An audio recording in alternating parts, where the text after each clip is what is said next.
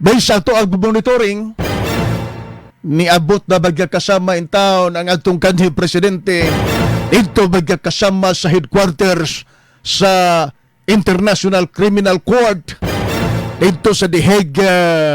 Netherlands bagya kasama. Kung nabo bagya kasama dihay Facebook,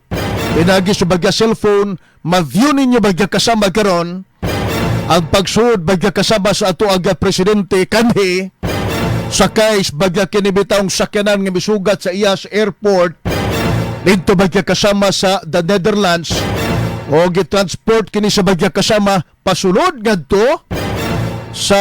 ICC headquarters dito sa The Hague, Netherlands bagya kasama. Tanawan ninyo bagya kasama nga video nga sakay bagya kasama ang ato ang presidente ang convoy ni ini nga bisugat bagya kasama sa iya ha. Okay? Unya sigawas bagya kasama sa headquarters sa The Hague, Netherlands nga dinto adito ang headquarters sa International Criminal Court na apod ang ato bagya igsuong bagya Pilipino na as entrance nag-atang sa atong kanhi presidente Rodrigo Roa Duterte ang atong bagya igsuong Pilipino na bagya kasama kasama o natanawa ninyo bagya kasama now na bagya kasama sa gawa sa headquarters sa International Criminal Court dito bagya kasama sa The Hague, Netherlands ang ato bagya igsuong bagya Pilipino nga nagasinggit bagya kasama og Duterte